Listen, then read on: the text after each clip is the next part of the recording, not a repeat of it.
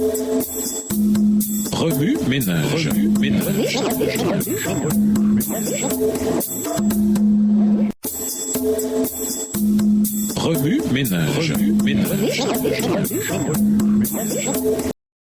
Bienvenue dans votre émission Remue ménage. Nous voilà à la leçon 11, le réengagement. Nous vous invitons à lire les chapitres 23 et 24 du livre de Josué. Introduire une complaisance croissante. À la fin de leur carrière, les dirigeants cherchent souvent à consolider leur héritage. Lorsqu'ils se préparent en vue de nouvelles responsabilités, ils mettent parfois l'accent sur leur réalisation et rappellent à tous leur succès. Lorsque Josué, étant alors d'un âge avancé, se prépara à quitter ses responsabilités, il ne chercha pas à établir son propre héritage. Il se focalisa sur la fidélité de Dieu et sur les choix qui s'offraient au peuple de Dieu.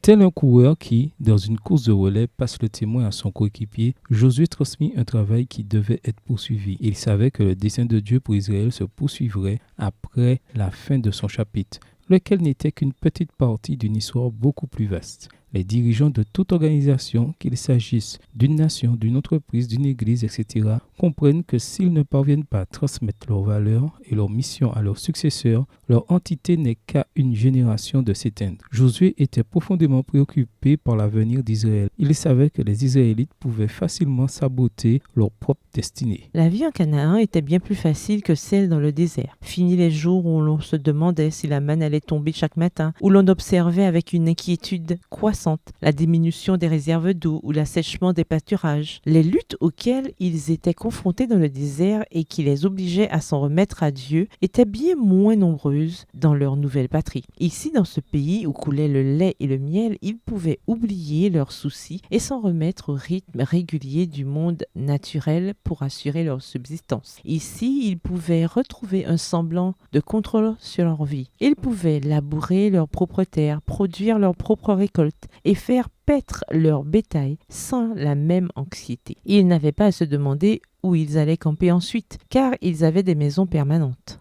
La vie était belle, d'autant plus qu'elle avait été en grande partie dépouillée de l'inconnu. Lorsqu'ils erraient dans le désert, ils ne contrôlaient que très peu de choses dans leur vie. Ici, il leur semblait qu'ils en contrôlaient presque tous les aspects. Cette prospérité accrue s'accompagna d'une complaisance somnolente et engourdissante qui, à son tour, entraîna un déclin spirituel progressif. Dieu était présent, mais il ne semblait plus aussi nécessaire à leur existence qu'il l'avait été. Sa présence était appréciée, mais son importance pour eux diminuait au fur et à mesure qu'ils prospéraient. Une situation qui inquiétait beaucoup Josué. Il les voyait s'installer dans une vie confortable alors que certaines parties de Canaan restaient à conquérir. Il semblait satisfait de laisser le travail en cours. D'une part, Dieu avait livré le pays de Canaan entre les mains des Israélites et leur avait donné le repos de leurs ennemis. Josué 21, versets 43 à 45. D'autre part, il restait des petites poches de résistance de sorte que les tribus israélites avaient encore du travail à faire pour chasser les derniers Cananéens. Josué 15, 63.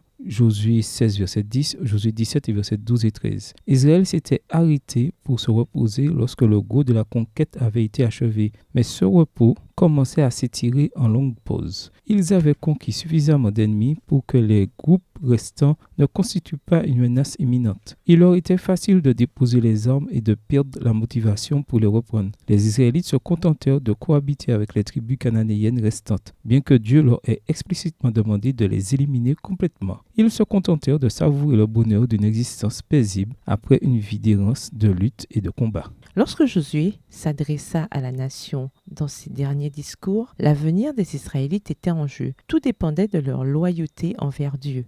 Dans ces dernières années, Josué lança ses derniers appels au peuple qu'il aimait. Il lui rappela sa mission et l'exhorta à demeurer fidèle à Dieu. Remue-ménage, écrivez Josué 24, versets 1 à 15 à partir de la version biblique de votre choix. Vous pouvez aussi réécrire ce passage avec vos propres mots, en tracer les grandes lignes ou faire une carte heuristique de Josué 23 et 24. Au revoir. Et à demain si Dieu veut. Remue ménage. Remue ménage.